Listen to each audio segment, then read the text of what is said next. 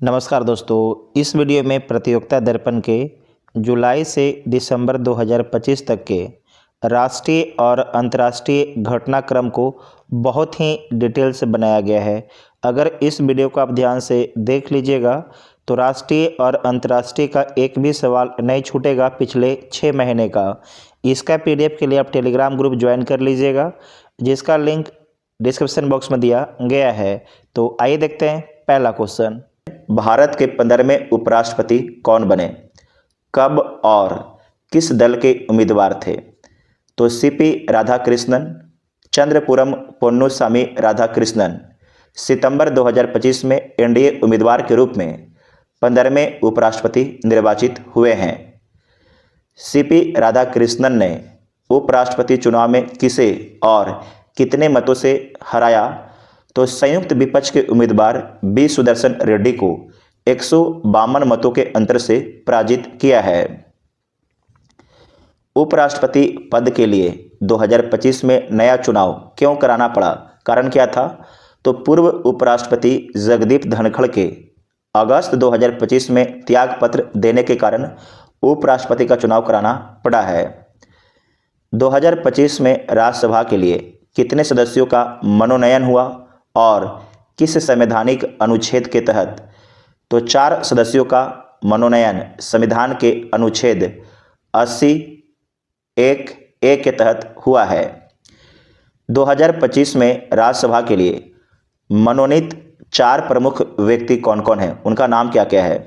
तो हर्षवर्धन श्रृंगला, उज्ज्वल निकम, मीनाक्षी जैन और सी सदानंदन मास्टर हैं, याद रखिएगा। चुनाव आयोग ने अगस्त 2025 में कितने पंजीकृत गैर मान्यता प्राप्त दलों को हटाया है? तो 334 पंजीकृत गैर मान्यता प्राप्त राजनीतिक दलों को हटा दिया है। नेक्स्ट है कि 9 अगस्त 2025 के बाद पंजीकृत गैर मान्यता प्राप्त दलों की कुल संख्या कितनी रह गई है? तो 2520 रह गई है। मान्यता प्राप्त राष्ट्रीय दल कितना है? तो मान्यता प्राप्त जो राष्ट्रीय दल है इसकी संख्या 6 है। कौन कौन है? तो आम आदमी party, Bahujan Samaj party, Bharatiya Janata party, भारतीय कम्युनिस्ट पार्टी जो मार्क्सवादी है, भारतीय राष्ट्रीय कांग्रेस, नेशनल पीपुल्स पार्टी। याद रखिएगा, बहुत ही इंपॉर्टेंट है। वंदे मातरम के 150 वर्ष का राष्ट्रीय स्मरणोत्सव कब प्रारंभ हुआ? तो 7 नवंबर 2025 से प्रारंभ हुआ है। वंदे मातरम के 150 वर्ष स्मरणोत्सव का उद्घाटन किसने और कहाँ किया?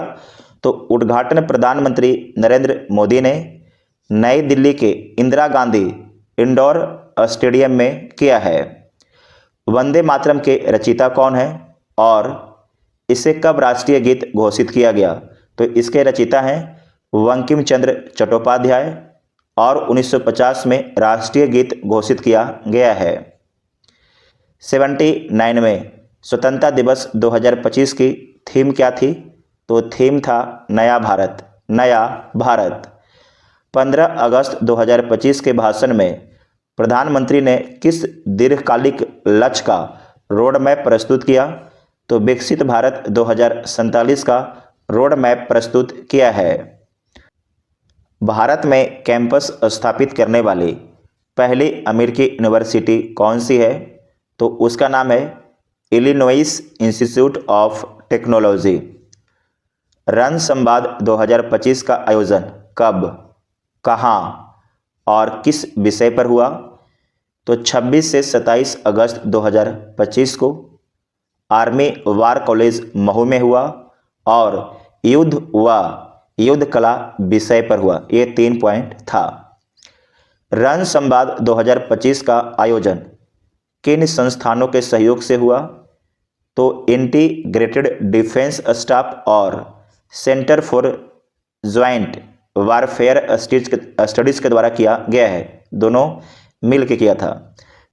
विश्व के सबसे ऊंचे रेलवे आर्च ब्रिज का लोकार्पण कब, कहाँ और किसने किया? तो 6 जून 2025 को प्रधानमंत्री नरेंद्र मोदी जी के द्वारा किया गया लोकार्पण। कहाँ किया गया? तो जम्मू कश्मीर के रियासी जिले में चेनाब नदी पर किया गया। कहाँ किया गया? तो चेनाब नदी पर किया गया है। चेनाब रेलवे आर्च ब्रिज की ऊंचाई कितनी है और यह किससे ऊंचा है? तो इसकी ऊंचाई 359 मीटर है, जो एफिल टावर से 35 मीटर अधिक ऊंचा है। चेनाब आर्च ब्रिज किन दो रेलवे स्टेशनों के बीच स्थित है? तो यह स्थित है संगलदाना और रियासी रेलवे स्टेशन के बीच स्थित है। भारत के पहले केबल रेल पुल का नाम, स्थान और प्रमुख विशेषता क्या है? तो जो भारत के पहले केबल रेल पुल बना है जम्मू कश्मीर में, उसका नाम है अंजी ब्रिज। क्या नाम है? अंजी ब्रिज। कहाँ है? तो जम्मू कश्मीर में, और इसकी ऊंचाई 1086 फीट है। इसमें कुल 96 केबल हैं और 213 किलोमीटर प्रति घंटा हवा को सह सकता है। चेनाब और अंजी ब्रिज के लोकार्पण से कश्मीर को क्या लाभ हुआ? तो कश्मीर घाटी देश के शेष भाग से रेल मार्ग से जुड़ गई। इतना ध्यान में रखिएगा। नेक्स्ट है कि कर्तव्य पथ पर पहले कर्तव्य भवन का लोकार्पण कब और किसने किया? तो 6 अगस्त 2025 को प्रधानमंत्री नरेंद्र मोदी जी के द्वारा किया गया है। कर्तव्य भवन किस परियोजना के अंतर्गत बनाए जा रहे हैं और कुल कितने प्रस्तावित हैं? तो सेंट्रल विस्टा परियोजना के तहत बनाए जा रहे हैं और कुल 10 कर्तव्य भवन बनाए जाएंगे। सिंधु चिनाब नदियों के जल को किन राज्यों द्वारा पहुंचाने की योजना है? किन राज्यों तक पहुंचाने की योजना है? तो पंजाब, हरियाणा और राजस्थान तक पहुंचाने की योजना है। चेनाब रावी सतलुज लिंक नहर की प्रस्तावित लंबाई कितनी है? तो जो आपकी लंबाई प्रस्तावित किया गया है 113 किलोमीटर। चेनाब रावी सतलुज लिंक परियोजना का मुख्य उद्देश्य क्या है? तो चेनाब के पानी को रावी, व्यास, सतलुज प्रणाली व इंदिरा गांधी नहर से जोड़ना इसका उद्देश्य है। सिंधु जल संधि स्थगित होने के बाद भारत को क्या अतिरिक्त अधिकार मिला है? तो चेनाब पर बांधों की ऊंचाई बढ़ाने और जल प्रवाह नियंत्रित करने की स्वतंत्रता मिला है। यूपीएससी की प्रतिभा सेतु योजना का उद्देश्य क्या है? तो अंतिम चयन से चुके प्रतिभावान अभ्यर्थियों को सरकारी निजी रोजगार अवसर देना इसका उद्देश्य है। बोलेगा कि जो प्रतिभा योजना है, प्रतिभा योजना में प्रतिभा का पूर्ण रूप क्या होता है, इसका फुल फॉर्म क्या होता है? तो इसका फुल फॉर्म होता है professional resource and talent for hiring integration bridge aspirants इसका फुल फॉर्म होता है। अमृत भारत स्टेशन योजना की शुरुआत कब हुई? तो वर्ष 2021 में। 2025 में अमृत भारत स्टेशन योजना के तहत कितने स्टेशनों का उद्घाटन हुआ? तो 103 रेलवे स्टेशन का उद्घाटन हुआ। 103 अमृत भारत स्टेशनों का उद्घाटन कब, कहाँ से और किस माध्यम से हुआ? तो ध्यान रखना है 22 मई 2025 को बीकानेर से। कहाँ से? बीकानेर से। और वीडियो कॉन्फ्रेंसिंग द्वारा किया गया है। अमृत भारत स्टेशन पुनः विकास परियोजना की कुल लागत कितनी है? तो 1100 करोड़ रुपया लागत है। संविधान 130वां संशोधन विधेयक 2025 का उद्देश्य क्या है?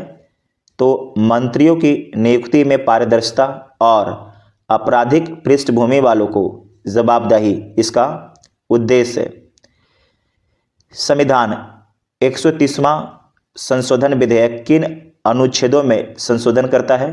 तो अनुच्छेद 75 और अनुच्छेद 164 में संशोधन करता है। 130वें संशोधन विधेयक का प्रमुख प्रावधान क्या है?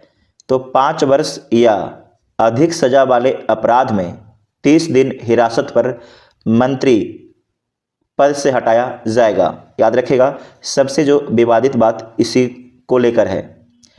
नेक्स्ट है कि संविधान 130वां संशोधन विधेयक को किस समिति के पास भेजा गया है? तो संयुक्त संसदीय समिति जेपीसी कमेटी के पास भेजा गया है। नेक्स्ट है कि वक्फ संशोधन अधिनियम 2025 किस अधिनियम का स्थान लेता है?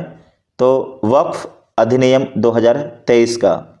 वक्फ संशोधन अधिनियम 2025 का मुख्य उद्देश्य क्या है? तो वक्फ संपत्तियों का पारदर्शी, प्रभावी और विवाद मुक्त प्रबंधन इसका उद्देश्य है। वक्फ संपत्तियों के संरक्षण हेतु कौन सा तकनीकी उपाय किया गया है? तो डिजिटलीकरण और जियो टैगिंग। राष्ट्रीय खेल शासन अधिनियम 2025 के तहत कौन सा नया निकाय बनेगा? तो राष्ट्रीय खेल बोर्ड बनेगा, नेशनल स्पोर्ट्स बोर्ड बनेगा। राष्ट्रीय खेल बोर्ड का मुख्य कार्य क्या होगा? तो खेल महासंघों को मान्यता देना, निगरानी करना और वित्त पोषण नियंत्रित करना। राष्ट्रीय खेल शासन अधिनियम के तहत खेल महासंघ किस कानून के दायरे में आएगा? तो सूचना का अधिकार आरटीआई के दायरे में आएगा। गोवा विधानसभा में अनुसूचित जनजाति हेतु कितनी सीटें आरक्षित की गई है? तो 1 सीटें आरक्षित किया गया है। गोवा एसटी शेड्यूल्ड ट्राइब आरक्षण अधिनियम को राष्ट्रपति की मंजूरी कब मिली? तो 14 अगस्त 2025 को। अंतर सेवा संगठन अधिनियम के नियम कब लागू हुए? तो 27 मई 2025 को लागू हुए हैं। अंतर सेवा संगठन अधिनियम के तहत कमांडर इन चीफ को क्या अधिकार मिला है? तो तीनों सेनाओं पर प्रशासनिक व अनुशासनात्मक नियंत्रण, न्यायपालिका से जुड़े प्रमुख निर्णय, ये सारे उन्हें अधिकार मिला है। तमिलनाडु राज्यपाल मामले में सुप्रीम कोर्ट ने कौन सी शक्ति का प्रयोग किया है? तो अनुच्छेद 142 का प्रयोग किया है सुप्रीम कोर्ट ने। सुप्रीम कोर्ट ने तमिलनाडु में कितने विधेयकों को सीधे अधिनियम घोषित किया है? तो 10 विधेयकों को, 10 विधेयक को। सुप्रीम कोर्ट ने अनुच्छेद 200 के संदर्भ में क्या स्पष्ट किया? तो राज्यपाल विधेयक अनिश्चित काल तक नहीं रोक सकते हैं, ऐसा बोला गया है। नेक्स्ट है कि सर्वोच्च न्यायालय का पुराना प्रतीक चिन्ह किसने पुनः बहाल किया है? तो मुख्य न्यायाधीश BR गवई ने। रेल आधारित मोबाइल लॉन्चर से अग्नि प्राइम का पहला परीक्षण कब हुआ? तो 24 सितंबर 2025 को। अग्नि प्राइम मिसाइल की मारक क्षमता कितनी है? तो लगभग 2000 किलोमीटर। अग्नि प्राइम का परीक्षण किस रेंज से किया गया? तो उड़ीसा की चांदीपुर रेंज से किया गया है। तेजस MK-1A के लिए हिंदुस्तान एरोनॉटिक्स लिमिटेड के साथ अनुबंध राशि कितनी है? तो 62,370 करोड़ की। तेजस MK-1A विमानों की आपूर्ति कब से शुरू होगी? तो 2027-28 से। तेजस MK-1A विमानों में स्वदेशी सामग्री कितनी है? तो 64% से अधिक है। भारतीय वायुसेना से MiG-21 विमानों की अंतिम विदाई कब हुई? तो 26 सितंबर 2025 को। मोस्ट BBI 26 सितंबर 2025 को। MiG-21 विमानों का स्थान कौन सा विमान ले रहा है? तो तेजस LCA MK-1A विमान। नेक्स्ट है निसार उपग्रह का प्रक्षेपण कब, कहां से और किस रॉकेट द्वारा किया गया? तो 30 जुलाई 2025 को। कहाँ से? तो श्रीहरिकोटा से। और किस रॉकेट से? तो GSLV यश-16 रॉकेट से किया गया है। निसार उपग्रह को किस कक्षा में स्थापित किया गया है? तो 747 किलोमीटर ऊंचाई पर सूर्य तुल्यकालिक ध्रुवीय कक्षा में स्थापित किया गया है। ठीक है, नेक्स्ट है, निसार उपग्रह किन दो एजेंसियों का संयुक्त मिशन है? तो नासा और इसरो का। ये सवाल कई एग्जाम में पूछा जा चुका है और पूछा जाएगा। निसार उपग्रह की प्रमुख तकनीकी विशेषता क्या है? तो विश्व का पहला द्विआवृत्ति एल बैंड और एस बैंड SAR पृथ्वी अवलोकन उपग्रह है। ये क्या है? पृथ्वी अवलोकन उपग्रह है और इसके पास 2 बैंड है, एल और एस। निसार उपग्रह का मिशन काल और पुनः सर्वेक्षण अवधि क्या है? तो इसका मिशन काल है 5 वर्ष। प्रत्येक स्थान का 12 दिन में ये पुनः सर्वेक्षण करता है।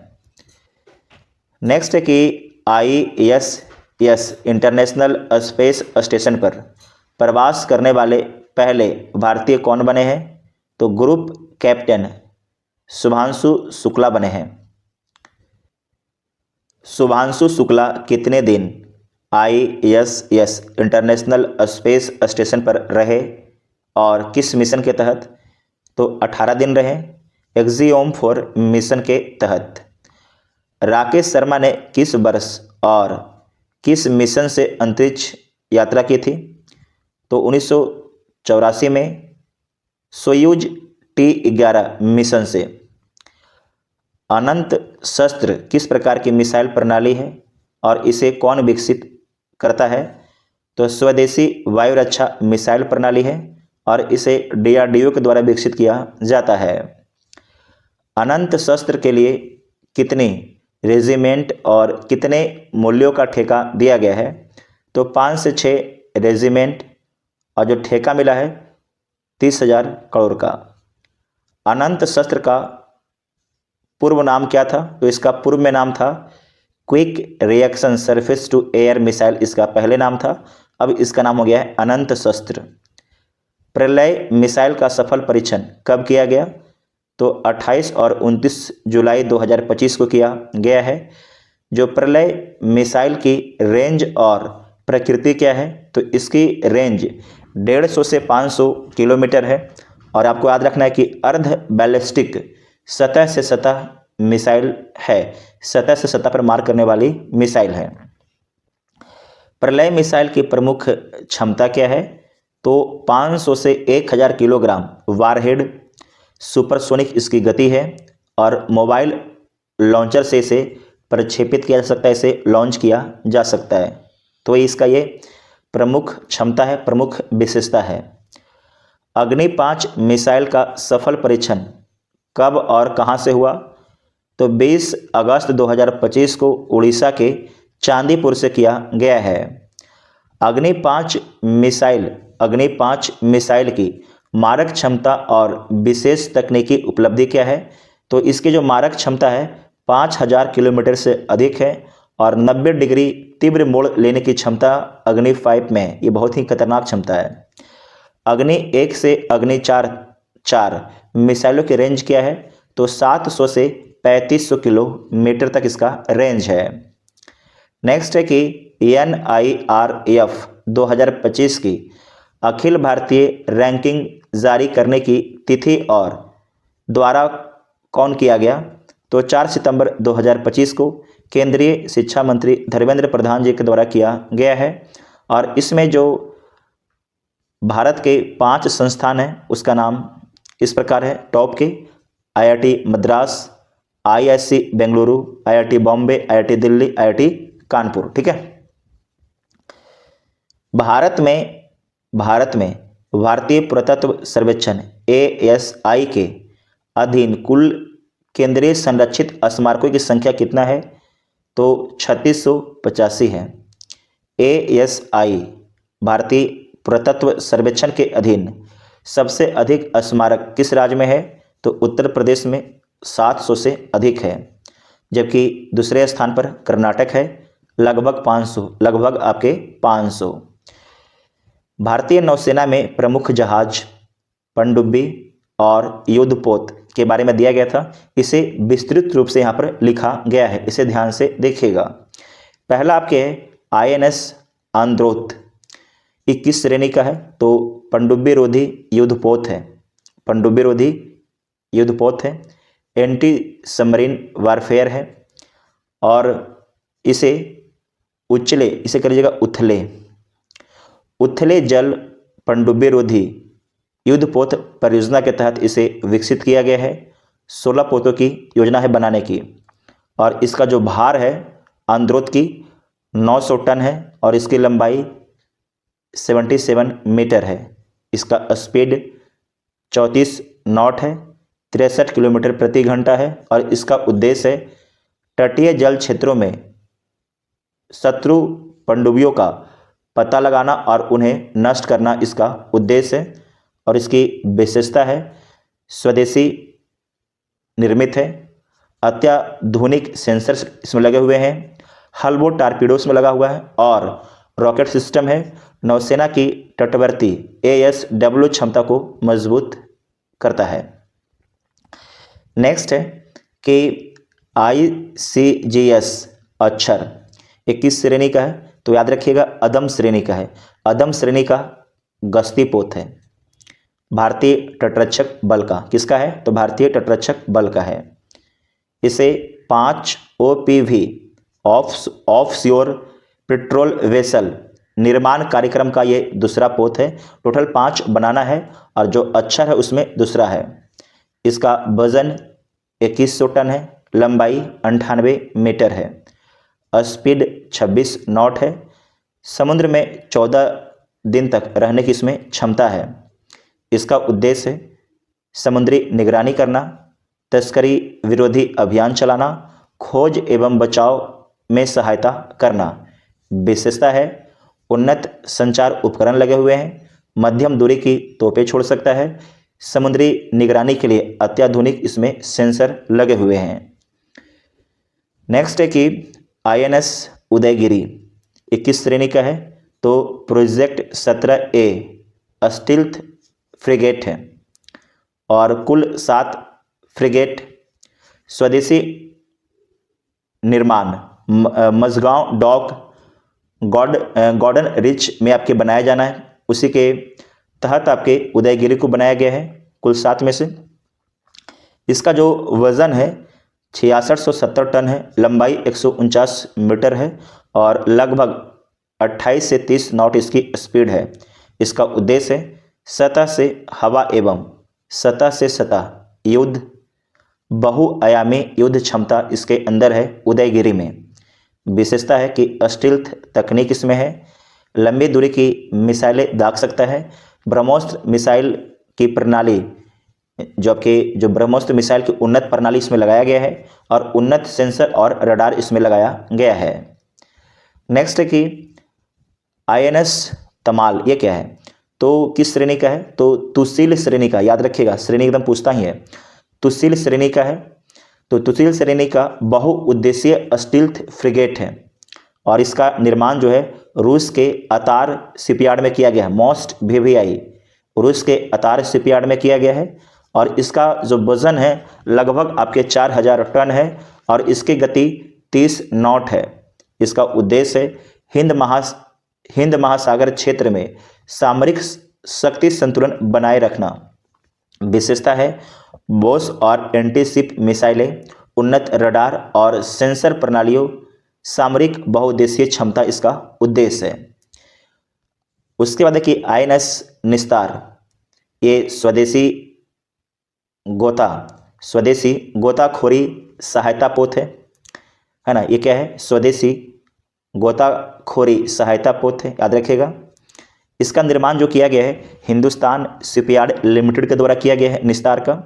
इसका वजन 7800 टन है, लंबाई 118.4 मीटर है और इसका उद्देश्य है 300 मीटर गहरे समुद्र में गोताखोरी, डूबते पनडुब्बी को बचाने की क्षमता आपके है निस्तार में, इंपॉर्टेंट है।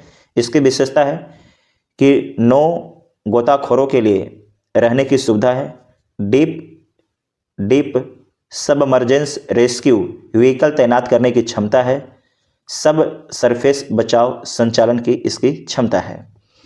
नेक्स्ट है कि आइनस अर्नाला, ये किस श्रेणी का है? तो उथले जल पनडुब्बी रोधी युद्धपोत है। उथले जल पनडुब्बी रोधी युद्धपोत परियोजना के तहत इसे विकसित किया गया है। 16 पोतों की योजना में इसे बनाया गया है। इसका जो वजन है 900 टन है, लंबाई 77 आपके मीटर है। उद्देश्य तटीय पनडुब्बी रोधी युद्ध, निम्न तीव्रता वाले समुद्री अभियानों तथा माइन लेयरिंग ऑपरेशन में ये मुख्य भूमिका निभाता है।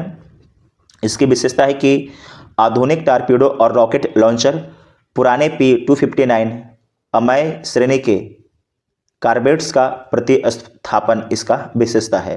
नेक्स्ट है कि INSB कौंडिन्य, तो इसमें याद रखिएगा ये किस श्रेणी का है? तो पाल प्रशिक्षण पोत है, लंबी दूरी की नौकायन के लिए। निर्माण इसका पारंपरिक भारतीय शैली, 5वीं सदी की कौंडिन्य रोली शैली पर इसे विकसित किया गया है और इसकी लंबाई 24 मीटर है। उद्देश्य कि नौसेना अधिकारियों को नेविगेशन, मौसम विज्ञान और टीम वर्क प्रशिक्षण देना इसका मेन उद्देश्य है। विशेषता है कि स्वदेशी परियोजना के तहत इसे विकसित किया गया है। साहसिक और शैक्षणिक प्रशिक्षण के लिए इसका इस्तेमाल होता है। लंबी दूरी के प्रशिक्षण मिशन इसके तहत किए जाते हैं। नेक्स्ट है कि विश्वविद्यालय रैंकिंग, तो कीवस वर्ल्ड यूनिवर्सिटी रैंकिंग 2026 विश्व के शीर्ष 10, तो इसमें हम 10 नहीं लिखें, कुछ ही लिखें, देख लीजिए। आपके जो पहला रैंक है जो कीवस के द्वारा जारी किया गया है, इसमें पहला स्थान मिला है MIT को, मैसाचुसेट्स इंस्टीट्यूट ऑफ टेक्नोलॉजी को पहला स्थान मिला है, जो अमेरिका की विश्वविद्यालय है, यूनिवर्सिटी है। दूसरा है इंपीरियल कॉलेज लंदन, ये ब्रिटेन की है। तीसरा स्टैनफोर्ड यूनिवर्सिटी अमेरिका के है। चौथा हार्वर्ड यूनिवर्सिटी अमेरिका का है। पांचवा कैम्ब्रिज है। छठा आपके नेशनल यूनिवर्सिटीज़ ऑफ सिंगापुर, याद रखिएगा। उसके बाद नोट में है कि टाइम्स हायर एजुकेशन रैंकिंग 2026 में भारत का कोई विश्वविद्यालय शीर्ष 200 में आपके शामिल नहीं हुआ था, है ना। उसके बाद है, ये इंपॉर्टेंट है, भारतीय वायुसेना की स्थिति के बारे में देखिएगा। ये अंतर्राष्ट्रीय रिपोर्ट जारी किया गया है, किसके द्वारा? तो WDMMA के द्वारा जारी किया गया है। इसमें बताया गया है कि तीसरा सबसे शक्तिशाली वायुसेना अपना भारत देश का है। और पिछला इसमें याद रखना है कि भारत से जो ज़्यादा शक्तिशाली कौन कौन है, तो अमेरिका है और रूस है। उसके बाद तीसरा में भारत है और चौथा में चीन है। चीन हमसे पीछे है वायुसेना के मामले में। जो मजबूती का आधार क्या है? तो आधुनिक विमान, तेज प्रतिक्रिया, सटीक हमले, इस कारण से हम लोग चीन से आगे हैं। और उसके बाद जापान, इजराइल, फ्रांस और UK का भी आपके नंबर है। इसमें दिलचस्प तथ्य क्या है? तो चीन के पास विमान अधिक हैं, लेकिन भारत की दक्षता, प्रशिक्षण और तकनीक इसे तीसरे स्थान पर रखती है। ठीक है, याद रखिएगा, इंपॉर्टेंट। नेक्स्ट है स्वच्छता सर्वेक्षण 2025। इसमें है सुपर स्वच्छ लीग। इसमें कि 10 लाख प्लस जनसंख्या में पहला स्थान किसे मिला है? तो इंदौर को मिला है। ये 7 साल लगातार पहले स्थान पर बना हुआ है इंदौर, 7 साल से ये 7वां बार पहले स्थान पर था इंदौर। दूसरा है सूरत, तीसरा नवी मुंबई, चौथा विजयवाड़ा, इसे याद रखिएगा, मोस्ट इम्पॉर्टेंट है। उसके बाद है कि स्वच्छ शहर श्रेणी में 10 लाख प्लस जनसंख्या, तो इसमें पहला स्थान अहमदनगर को, दूसरा स्थान भोपाल को, तीसरा लखनऊ को मिला, तीसरा आपके लखनऊ को मिला है। इंदौर लगातार 7 साल से टॉप पर बना हुआ है। नेक्स्ट है कि यूनेस्को विश्व धरोहर मराठा सैन्य परिदृश्य, इसका नाम है मराठा मिलिट्री लैंडस्केप्स, यूनेस्को सूची में शामिल जुलाई 2025 में शामिल किया गया है। और इसमें कुल आपके 12 किलो को शामिल किया गया है। इसमें जो महाराष्ट्र है, महाराष्ट्र में 11 किले हैं, जबकि तमिलनाडु में 1 किले हैं। महाराष्ट्र में कौन कौन किले हैं?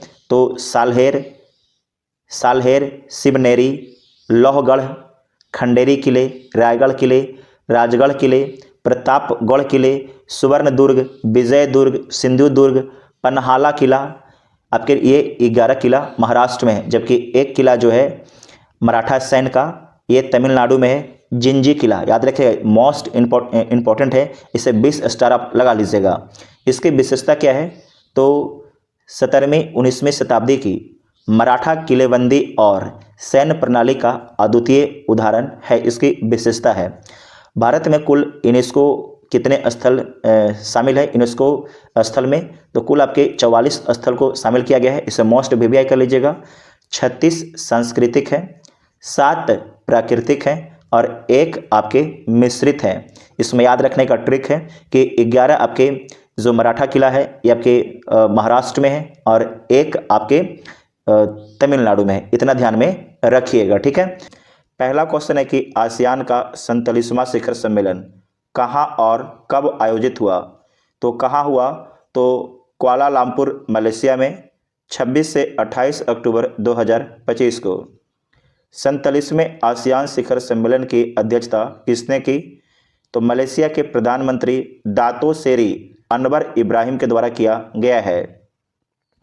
आसियान में शामिल होने वाला 11वां सदस्य देश कौन बना है? तो तिमोर लेस्ते बना है, जिसे ईस्ट तिमोर भी कहा जाता है। वर्ष 2025 के आसियान शिखर सम्मेलन की थीम क्या रखी गई थी? तो थीम रखा गया था इनक्लूसिविटी एंड सस्टेनेबिलिटी, इसका थीम रखा गया था। 8वां आसियान पुरस्कार 2025 किस संगठन को प्रदान किया गया है? तो ये प्रदान किया गया है कंबोडिया के union youth federation of Cambodia को। ध्यान रखिएगा, इंपॉर्टेंट है। आसियान भारत का 22वां शिखर सम्मेलन कब और कहां संपन्न हुआ? तो 26 अक्टूबर 2025 को कुआलालंपुर मलेशिया में संपन्न हुआ है। 22वें आसियान भारत शिखर सम्मेलन में प्रधानमंत्री मोदी ने किस माध्यम से भाग लिया? तो वर्चुअल तरीके से भाग लिए थे प्रधानमंत्री मोदी ने। भारत और आसियान ने किस वर्ष को समुद्री सहयोग वर्ष के रूप में घोषित किया है? तो वर्ष 2026 को। 20वां पूर्वी एशिया शिखर सम्मेलन कहाँ आयोजित हुआ? तो 20वां पूर्वी एशिया शिखर सम्मेलन का आयोजन कुआलालंपुर मलेशिया में हुआ 27 अक्टूबर 2025 को।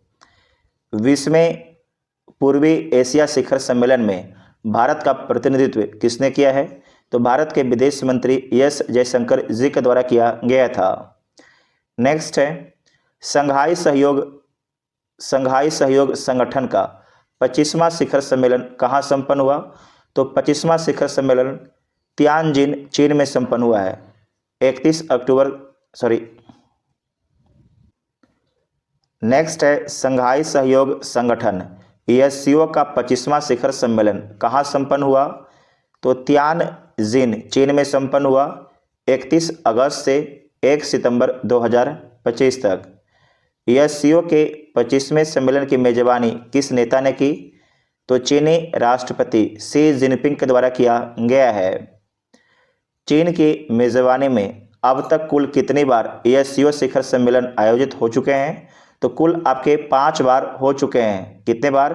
कुल आपके 5 बार हो चुके हैं। तियानजिन यात्रा के साथ प्रधानमंत्री मोदी ने कितने वर्षों के अंतराल के बाद चीन की यात्रा की? तो 7 वर्ष के अंतराल के बाद चीन की यात्रा की। पिछली यात्रा जो है 2018 में किया गया था प्रधानमंत्री मोदी जी के द्वारा चीन का। वर्ष 2025 के लिए एससीओ शिखर सम्मेलन की थीम क्या थी? तो थीम था संघाई संभावना को कायम रखना, एससीओ ऑन द मूव। इसे ध्यान से याद रखिएगा, सवाल पूछने की संभावना है। चीन ने वर्ष 2025 को किस विशेष वर्ष के रूप में घोषित किया था? तो SCO year of sustainable development घोषित किया है। सदस्य देशों ने सुरक्षा और नशीली दवाओं के नियंत्रण हेतु किन 2 समझौते पर हस्ताक्षर किए हैं? तो हस्ताक्षर किया गया है यूनिवर्सल काउंटर ट्रेड सेंटर और एससीओ एंटी ड्रग सेंटर, याद रखिएगा ये इंपॉर्टेंट है, दो समझौता हुआ है। एक है यूनिवर्सल काउंटर थ्रेट सेंटर और दूसरा है एससीओ एंटी ड्रग सेंटर। वर्ष 2026 में रीजनल क्लाइमेट समिट का आयोजन कहाँ किया जाएगा? तो कजाकिस्तान में किया जाएगा। एससीओ का आगामी 26वां शिखर सम्मेलन 2026 में किस देश में आयोजित होगा? तो किर्गिस्तान में आयोजित होगा, किर्गिस्तान में आयोजित किया जाएगा। ब्रिक्स का 17वां शिखर सम्मेलन कहाँ आयोजित किया गया? तो ब्रिक्स का 17वां शिखर सम्मेलन रियो डी जेनेरो ब्राजील में किया गया है 6 से 7 जुलाई 2025 को। 17वें ब्रिक्स शिखर सम्मेलन की थीम क्या निर्धारित की गई थी? तो थीम था strengthening global south corporation for more inclusive and sustainable governance, इसका थीम था। ब्रिक्स का आगामी 18वां शिखर सम्मेलन किस देश की मेजबानी में होगा? तो भारत की मेजबानी में होगा, मोस्ट वीवीआई है। वर्ष 2025 का नाटो शिखर सम्मेलन कहाँ संपन्न हुआ? तो द हेग नीदरलैंड में संपन्न हुआ 24 से 25 जून 2025 को। 1949 में स्थापना के बाद नाटो का शिखर सम्मेलन पहली बार किस देश में आयोजित हुआ? तो ये पहली बार नीदरलैंड में आयोजित होता है, ये मोस्ट इम्पॉर्टेंट है। नाटो का आगामी शिखर सम्मेलन वर्ष 2026 में कहाँ प्रस्तावित है? तो तुर्की देश में प्रस्तावित है, जिसे पहले तुर्की देश बोला जाता था। G7 का 51वां शिखर सम्मेलन 2025 में कहाँ आयोजित हुआ? तो ये आयोजित होता है कनाना अस्किस कैलगरी कनाडा में, याद रखिएगा। तो इसमें कनाडा जरूर याद रखिएगा क्योंकि वेरी वेरी इंपॉर्टेंट है, ये सवाल पूछने की पूरी संभावना है। 51वें G7 शिखर सम्मेलन की मेजबानी किस प्रधानमंत्री ने की? तो कनाडा के प्रधानमंत्री मार्क कार्नी के द्वारा किया गया था। G7 शिखर सम्मेलन 2025 का मुख्य विषय थीम क्या था? तो थीम था cyber security and protection against cyber threats, याद रखिएगा ये थीम था। कनाडा में आयोजित G7 के आउटरीच सम्मेलन को भारत की ओर से किसने संबोधित किया? तो प्रधानमंत्री नरेंद्र मोदी जी के द्वारा संबोधित किया गया था। G7 का आगामी 52वां शिखर सम्मेलन जून 2026 में कहाँ आयोजित होगा? तो फ्रांस में आयोजित होगा। कहाँ होगा? फ्रांस में आयोजित होगा। वैश्विक शांति सूचकांक 2025 में भारत को कौन सा स्थान प्राप्त हुआ है? तो वैश्विक शांति सूचकांक में भारत को 115वां स्थान प्राप्त हुआ है और स्कोर मिला है 2.229। पिछले वर्ष 2024 में भारत को 116वां स्थान मिला था। वैश्विक शांति सूचकांक किस संस्थान द्वारा जारी किया जाता है? तो Institute for Economic and Peace Sydney के द्वारा जारी किया जाता है। वैश्विक शांति सूचकांक 2025 के अनुसार विश्व का सबसे शांत देश कौन सा है? तो आइसलैंड है, सबसे शांत देश है और इसे स्कोर मिला है 1.095, इसे स्कोर मिला है। ग्लोबल पासपोर्ट रैंकिंग 2025 में शीर्ष स्थान पर रहने वाला देश कौन सा है? तो सिंगापुर है। कौन है? सिंगापुर 193 देशों में वीज़ा मुक्त पहुंच के साथ। जुलाई 2025 की हैंडले पासपोर्ट रैंकिंग में भारत का कौन सा स्थान है? तो भारत का 77वां स्थान है। 59 गंतव्यों के लिए वीज़ा फ्री यात्रा है। विश्व प्रेस स्वतंत्रता सूचकांक 2025 में भारत की रैंक क्या रही है? तो इसमें भारत की रैंक 151वीं रही है और स्कोर रहा है 32.96। विश्व प्रेस स्वतंत्रता सूचकांक में प्रथम और अंतिम स्थान पर कौन से देश हैं? तो पहले स्थान पर आपके नॉर्वे है, जबकि अंतिम स्थान पर इरिट्रिया है। इरिट्रिया याद रखिएगा, अफ्रीका महाद्वीप का एक देश है। रिपोर्टर्स विदाउट बॉर्डर्स संस्था का मुख्यालय कहाँ स्थित है? तो पेरिस में। कहाँ पर है? पेरिस में स्थित है। और आपको याद रखना है कि विश्व प्रेस स्वतंत्रता सूचकांक कौन जारी करता है? तो रिपोर्टर्स विदाउट बॉर्डर्स जारी करता है। नेक्स्ट है कि प्रेस स्वतंत्रता सूचकांक में किस मान वैल्यू से कम स्कोर होने पर प्रेस की स्थिति को अति गंभीर माना जाता है, तो 40 से कम स्कोर होने पर। इजराइल हमास युद्ध में संघर्ष विराम समझौता किस तिथि को प्रभावी हुआ है? तो 10 अक्टूबर 2025 को प्रभावी हुआ है। अमेरिकी राष्ट्रपति डोनाल्ड ट्रंप की 20 सूत्रीय ट्रंप प्लान का मुख्य उद्देश्य क्या है? तो इसका मुख्य उद्देश्य है एक सशस्त्र स्वतंत्र फिलिस्तीन की स्थापना करना इसका उद्देश्य है। गाजा शांति शिखर सम्मेलन अक्टूबर 2025 का आयोजन कहाँ किया गया? तो शर्म अल शेख मिस्र में किया गया है। गाजा शांति शिखर सम्मेलन में भारत का प्रतिनिधित्व किसने किया है? तो विदेश राज्य मंत्री कीर्तिवर्धन सिंह के द्वारा किया गया है। मिस्र के सर्वोच्च नागरिक सम्मान ऑर्डर ऑफ नील से किसे सम्मानित करने की घोषणा की गई है? तो अमेरिकी राष्ट्रपति डोनाल्ड ट्रंप को। पाकिस्तान और सऊदी अरब के बीच पारस्परिक रक्षा समझौता कब हस्ताक्षरित हुआ है? तो 17 सितंबर 2025 को हुआ है। SMDA समझौता। पाकिस्तान सऊदी रक्षा समझौते की आधिकारिक घोषणा किस तिथि को की गई है? तो 21 अक्टूबर 2025 को किया गया है। भारत ने अफगानिस्तान के किस शहर में स्थित अपने तकनीकी मिशन को पूर्ण दूतावास का दर्जा दिया है? तो काबुल में स्थित अपनी तकनीकी मिशन को। नेक्स्ट है कि काबुल में भारतीय मिशन का नेतृत्व अब किस रैंक के राजनयिक करेंगे? तो चार्ज डी अफेयर्स रैंक के अधिकारी करेंगे। अफगानिस्तान के वर्तमान विदेश मंत्री कौन है जिनके साथ भारतीय विदेश मंत्री की बैठक हुई? तो उनका नाम है आमिर खान मुत्की। तालिबान के सत्ता में आने के बाद भारत ने काबुल में अपनी राजनयिक उपस्थिति तकनीकी टीम के माध्यम से पुनः कब शुरू की है? तो जून 2022 में। संयुक्त राष्ट्र महासभा में फिलिस्तीन के द्विराज्य समाधान के पक्ष में भारत ने किस घोषणा पत्र का समर्थन किया? तो टू स्टेट सॉल्यूशन के पक्ष में भारत ने न्यूयॉर्क घोषणा पत्र का समर्थन किया है। फिलिस्तीन को राष्ट्र के रूप में मान्यता देने वाले देशों की कुल संख्या सितंबर 2025 तक कितनी हो गई है? तो 157 देश।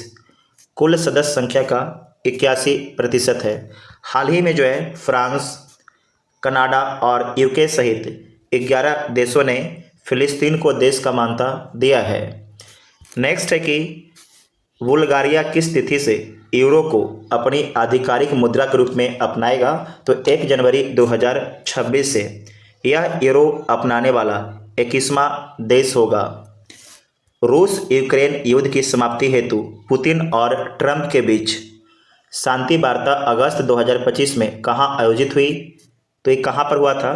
तो एंकोरेज अलास्का में हुआ था। एंकोरेज अलास्का अमेरिका में हुआ था, क्योंकि जो अलास्का है अमेरिका का पार्ट है, याद रखिएगा। नेक्स्ट है कि रूस ने हाल ही में किन सोशल मीडिया प्लेटफॉर्म से कॉल करने पर प्रतिबंध लगा दिया है?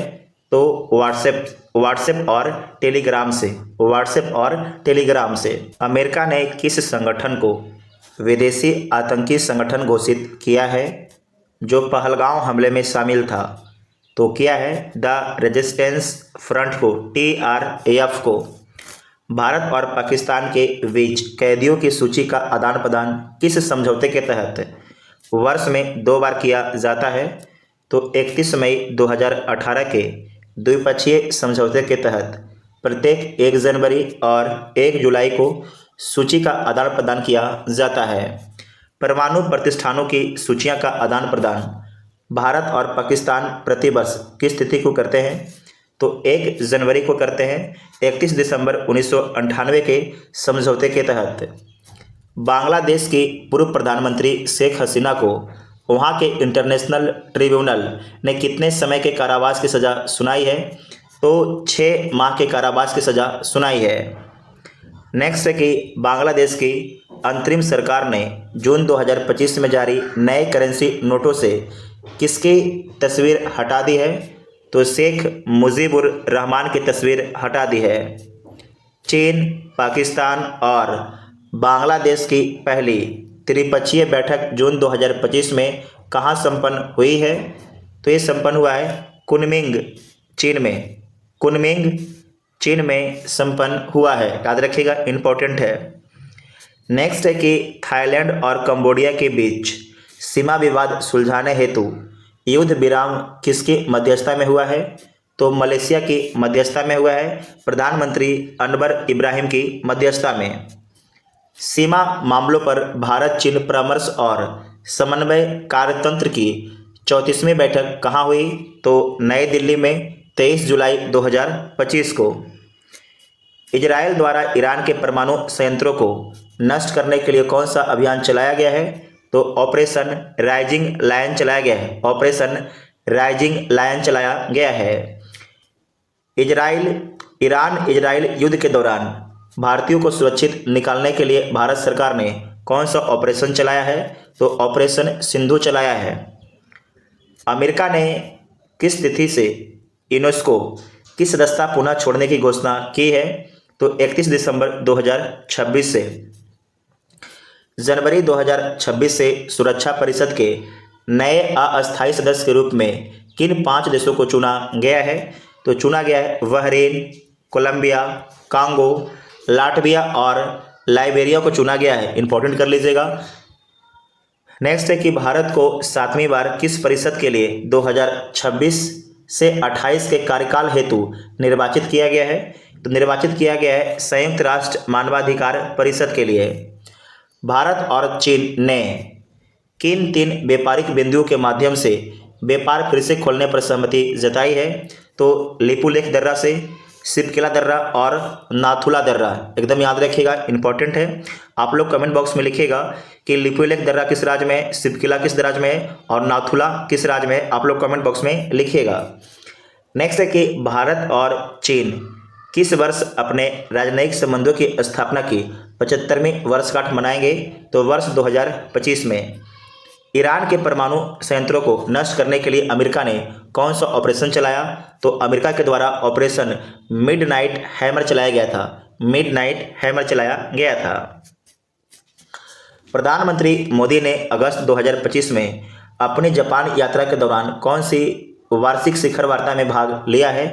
तो 15वीं वार्षिक शिखर वार्ता में भाग लिया है। जापान से भारत में निजी निवेश का नया लक्ष्य कितना निर्धारित किया गया है? तो 10 ट्रिलियन येन निर्धारित किया गया है। भारत और जापान ने वर्ष 2025 को किस विशेष वर्ष के रूप में घोषित किया है? तो भारत जापान विज्ञान प्रौद्योगिकी और नवाचार आदान प्रदान वर्ष घोषित किया है। भारत और जापान के बीच मानव संसाधन के लिए स्वीकृत 5 वर्षीय कार्य योजना के तहत कितने कुशल पेशेवरों को शामिल किया जाएगा? तो 50,000 कुशल पेशेवरों को शामिल किया जाएगा कुल 5 लाख व्यक्तियों में। इसरो और जापानी अंतरिक्ष एजेंसी जाक्सा के संयुक्त चंद्र मिशन चंद्रयान 5 में जापान की क्या भूमिका होगी? तो जापान निर्मित रोवर और प्रक्षेपण यान H3 240 प्रदान करना तो आपके जाक्सा प्रदान करेगा इसरो को। प्रधानमंत्री मोदी ने 25वें ESCO शिखर सम्मेलन के दौरान चीन के साथ किस यात्रा की बहाली पर बल दिया? तो कैलाश मानसरोवर यात्रा की बहाली पर बल दिया है। नेक्स्ट है कि चीन यात्रा के दौरान रूस के साथ हुई द्विपक्षीय वार्ता में किन क्षेत्रों पर चर्चा की गई है? तो आर्थिक, वित्तीय और ऊर्जा सहयोग पर चर्चा किया गया है। 3 दशकों के अंतराल के बाद घाना की राजकीय यात्रा करने वाले भारतीय प्रधानमंत्री कौन हैं? तो प्रधानमंत्री नरेंद्र मोदी हैं। 2 जुलाई 2025 को घाना के राष्ट्रपति डॉक्टर जॉन ड्रामानी महामा ने प्रधानमंत्री मोदी को किस सम्मान से नवाजा है? तो नवाजा है officer of the star of घाना से। घाना की संसद के विशेष सत्र को संबोधित करने वाले पहले भारतीय प्रधानमंत्री कौन बने हैं? तो प्रधानमंत्री नरेंद्र मोदी बने हैं। नेक्स्ट है त्रिनाड और टोबैगो की राष्ट्रपति क्रिस्टीन कार्ला कंगालू ने पीएम मोदी को किस सर्वोच्च पुरस्कार से सम्मानित किया है? तो the order of the republic of Trinidad and Tobago पुरस्कार से सम्मानित किया है। प्रधानमंत्री मोदी ने किस विजन को ग्लोबल साउथ के लिए मार्गदर्शन विजन बताया है? तो महासागर को। किसे बताया है? महासागर को। और इसका फुल फॉर्म भी ध्यान में रखिएगा, इसका फुल फॉर्म में पूछा जा सकता है। नेक्स्ट है कि कितने वर्षों के अंतराल के बाद किसी भारतीय प्रधानमंत्री की अर्जेंटीना की यह पहली द्विपक्षीय यात्रा थी? तो 57 वर्षों के अंतराल के बाद। ब्यूनस आयर्स की स्थानीय सरकार ने प्रधानमंत्री मोदी को सम्मान में क्या प्रदान किया है? तो प्रदान किया है ब्यूनस आयर्स की कुंजी, की ऑफ ब्यूनस आयर्स प्रदान किया है। याद रखिएगा, इंपॉर्टेंट है। ब्राजील के राष्ट्रपति लूला डा सिल्वा ने पीएम मोदी को किस सम्मान से सम्मानित किया है? तो Grand Collar of the National Order of the Southern Cross से सम्मानित किया है। भारत और ब्राजील के बीच किन क्षेत्रों में समझौते ज्ञापनों को अंतिम रूप दिया गया है? तो आतंकवाद निरोध, कृषि अनुसंधान, नवीकरणीय ऊर्जा और डिजिटल सहयोग पर। प्रधानमंत्री मोदी ने नामीबिया में किस स्मारक पर डॉक्टर सैम नुजुमा को श्रद्धांजलि अर्पित की है? तो हीरोज एकर स्मारक पर, हीरोज एकर स्मारक पर। नेक्स्ट है कि नामीबिया के राष्ट्रपति नंदी नदेतवा ने पीएम मोदी को किस सर्वोच्च नागरिक सम्मान से सम्मानित किया है? तो order of the most ancient Welwitschia से। ठीक है, याद रखिएगा, सचिया से, इंपॉर्टेंट है, ये नामीबिया का पुरस्कार है। नेक्स्ट है कि भारत और ब्रिटेन के बीच जुलाई 2025 में किस महत्वपूर्ण आर्थिक समझौते पर हस्ताक्षर हुए हैं? तो इंडिया यूके व्यापक आर्थिक और व्यापार समझौते पर। ब्रिटेन यात्रा के दौरान सीबीआई ने किस ब्रिटिश एजेंसी के साथ समझौता ज्ञापन पर हस्ताक्षर किए हैं? तो राष्ट्रीय अपराध एजेंसी के साथ में, राष्ट्रीय अपराध एजेंसी के साथ में, नेशनल क्राइम एजेंसी के साथ में। मालदीव के 60वें स्वतंत्रता दिवस समारोह में शामिल होने वाले पहले भारतीय प्रधानमंत्री कौन बने हैं? तो प्रधानमंत्री नरेंद्र मोदी बने हैं। प्रधानमंत्री मोदी ने मालदीव को स्वास्थ्य सहायता के रूप में क्या सौंपा है? तो आरोग्य मैत्री हेल्थ क्यूब विश्व की 2 इकाइयों को सौंपा गया है प्रधानमंत्री मोदी जी के द्वारा मालदीव को। नेक्स्ट है कि 23 वर्ष बाद साइप्रस की यात्रा करने पर पीएम मोदी को किस सर्वोच्च नागरिक सम्मान से सम्मानित किया गया है? तो ये सम्मानित किया गया है साइप्रस के द्वारा grand cross of the order of Makarios को, ऑफ माकारियस पुरस्कार से सम्मानित किया गया है प्रधानमंत्री मोदी जी को। Grand cross of the order of Makarios पुरस्कार से सम्मानित किया गया है। साइप्रस में भारत के साथ व्यापारिक सहयोग बढ़ाने के लिए किस विश्वविद्यालय में चेयर स्थापित करने का समझौता हुआ है?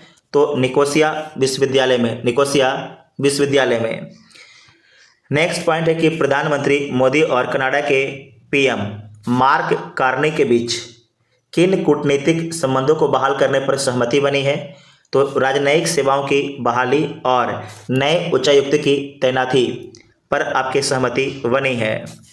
प्रधानमंत्री नरेंद्र मोदी ने क्रोएशिया की अपनी पहली यात्रा कब की? तो 18 जून 2025 को। राजधानी कहाँ पर है? जाग्रेब है, याद रखिएगा। जो क्रोएशिया, इसकी राजधानी का नाम क्या है? जाग्रेब। भारत और क्रोएशिया ने किस आर्थिक गलियारे के महत्व को कनेक्टिविटी सुधार हेतु स्वीकार किया है? तो ये स्वीकार किया है भारत मध्य पूर्व यूरोप आर्थिक गलियारे के महत्व को, IMEC को। ठीक है। नेक्स्ट है कि ब्रिटिश प्रधानमंत्री कीर स्टारमर 8-9 अक्टूबर 2025 को ये भारत का दौरा किए थे। तो देख लीजिए, ब्रिटिश प्रधानमंत्री कीर स्टारमर ने अपनी मुंबई यात्रा के दौरान किस फिल्म स्टूडियो का दौरा किया है? तो यश राज फिल्म स्टूडियो का दौरा किया है, जो मुंबई के अंधेरी में स्थित है। भारत के किस संस्थान ने ब्रिटिश फिल्म इंस्टीट्यूट के साथ में समझौता किया है? तो भारतीय फिल्म विकास निगम ने समझौता किया है। भारत और ब्रिटेन ने वर्ष 2030 तक द्विपक्षीय व्यापार का क्या लक्ष्य रखा है? तो व्यापार को दोगुना करना वर्तमान में 56 अरब डॉलर से बढ़कर इसे दोगुना करना है और वर्तमान में 56 अरब डॉलर का व्यापार होता है। ठीक है, तो इसे ध्यान से याद रखिएगा कि भारत और ब्रिटेन ने वर्ष 2030 तक द्विपक्षीय व्यापार का लक्ष्य क्या रखा है, तो व्यापार को दोगुना करना लक्ष्य रखा। ब्रिटेन से भारत 350 मिलियन डॉलर की बहुउद्देशीय मिसाइल खरीदेगा। सुरक्षा सहयोग के तहत कौन किसे प्रशिक्षण प्रदान करेगा? भारतीय सेना और ब्रिटेन की सेना में। तो ध्यान रखिएगा, जो भारत की वायुसेना है वो आपके प्रशिक्षण देगी किसे, तो ब्रिटेन की रॉयल वायुसेना को।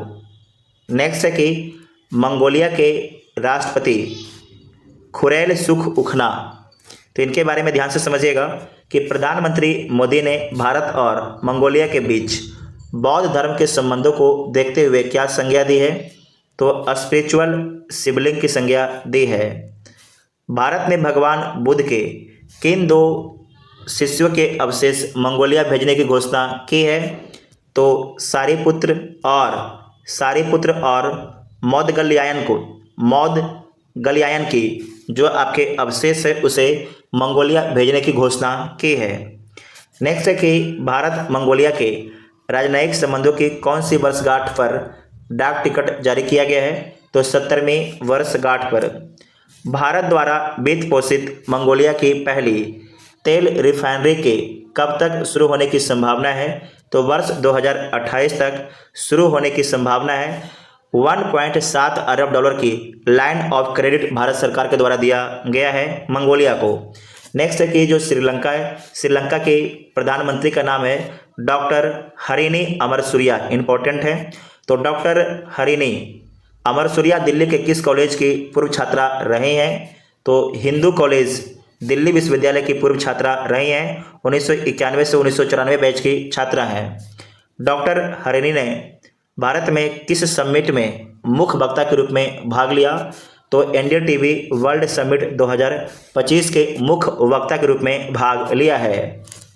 नेक्स्ट है कि मॉरिशस के प्रधानमंत्री कौन है, तो नवीन राम गुलाम। तो प्रधानमंत्री मोदी ने मॉरिशस के लिए कितने मिलियन डॉलर के विशेष पैकेज की सहमति दी है, तो 680 मिलियन डॉलर से अधिक। इसके अतिरिक्त 25 मिलियन डॉलर बजटीय सहायता भी भारत देगा मॉरिशस को, ध्यान रखिएगा। नेक्स्ट है कि जो मॉरिशस है इसके प्रधानमंत्री का नाम है नवीन राम गुलाम। मॉरिशस में फ्लोटिंग सोलर प्लांट 17.5 मेगावाट का स्थापित करने में कौन सी भारतीय कंपनी मदद करेगी, तो एनटीपीसी कंपनी करेगी। एनटीपीसी लिमिटेड कंपनी करेगी। ठीक है, national thermal power corporation company करेगी। नेक्स्ट है कि सिंगापुर के जो प्रधानमंत्री हैं उनका नाम है लॉरेंस वांग। क्या नाम है? लॉरेंस वांग। तो सुनिए, सिंगापुर के प्रधानमंत्री और पीएम मोदी ने किस बंदरगाह पर नाहरवा सेवा टर्मिनल का उद्घाटन किया है, तो मुंबई बंदरगाह पर, जिसे जवाहरलाल नेहरू पोर्ट भी बोला जाता है। सिंगापुर के अथॉरिटी ने इस टर्मिनल परियोजना में कितना निवेश किया है, तो 1 अरब अमेरिकी डॉलर इन्वेस्ट किया है। नेक्स्ट है कि फिलीपींस के राष्ट्रपति हैं फर्डिनेंड आर मार्कोस, इंपॉर्टेंट है, फर्डिनेंड आर मार्कोस जूनियर इनका नाम है, जो फिलीपींस के क्या है? राष्ट्रपति है। तो सुनिए, भारत और फिलीपींस के बीच राजनयिक संबंधों की 75वीं वर्षगांठ पर जारी डाक टिकट में किन फूलों को दर्शाया गया है, तो कमल भारत का और संपा गुइता ये फिलीपींस का फूल है, उसे दर्शाया गया है।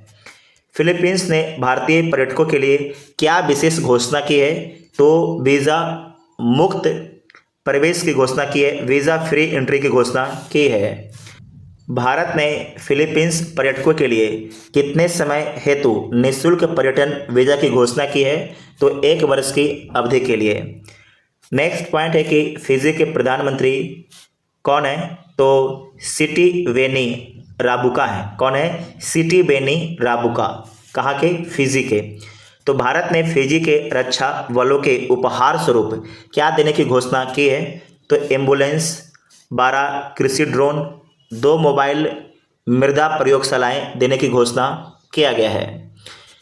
नेक्स्ट है कि सिटी बेनी राबुका ने दिल्ली में किस विषय का व्याख्यान दिया? तो ओशन ऑफ पीस का व्याख्यान दिया है। नेक्स्ट है कि पराग्वे के राष्ट्रपति जिनका नाम है सेंटियागो पेना पैलासियोस, क्या नाम है? सेंटियागो पेना पैलासियोस। तो अंतर्राष्ट्रीय सौर गठबंधन का 100वां सदस्य देश कौन बना है? तो आपके पराग्वे बना है, ठीक है, इंटरनेशनल सोलर अलायंस का। नेक्स्ट है कि अंगोला के राष्ट्रपति जिनका नाम है जो आओ मैनुअल लोरेंको। तो 38 वर्ष के अंतराल के बाद भारत आने वाले अंगोला के राष्ट्रपति को भारत ने कितनी क्रेडिट लाइन स्वीकृति की है? तो $200 मिलियन की सेना के आधुनिकीकरण हेतु दिया गया है। नेक्स्ट है कि अंगोला अंतर्राष्ट्रीय सौर गठबंधन का कौन सा सदस्य बना है? तो 123वां सदस्य बना है। नेक्स्ट पॉइंट है कि नवनियुक्त राष्ट्राध्यक्ष के बारे में देखिएगा, शासना अध्यक्ष के बारे में देखिएगा। जापान की पहली महिला प्रधानमंत्री के रूप में किसे चुना गया है? तो साने तकाइची को चुना गया है। जो साने तकाइची हैं इनका उपनाम है आयरन लेडी। क्या नाम है? Iron lady. ये जापान की आयरन लेडी है। नेपाल की पहली महिला न्यायाधीश जिन्हें अंतरिम प्रधानमंत्री नियुक्त किया गया है वो कौन है? उनका नाम क्या है? तो उनका नाम है सुशीला कार्की। क्या नाम है? सुशीला कार्की। सेशेल्स के नवनिर्वाचित राष्ट्रपति कौन है जिन्होंने भारतीय मूल के वैवल राम कलावन को हराया है? तो किसने हराया है? पैट्रिक हरमेनी ने। किसने हराया है? पैट्रिक हरमेनी ने। ये सेशेल्स के नए चुने गए राष्ट्रपति हैं। दक्षिण कोरिया के नए राष्ट्रपति कौन निर्वाचित हुए हैं? तो ली जे मियोंग। ऑस्ट्रेलिया के इतिहास में सर्वाधिक सीटें जीतकर लगातार दूसरी बार प्रधानमंत्री कौन बने हैं? तो एंथनी एल्बनीज बने हैं। इनका संबंध लेबर पार्टी से है।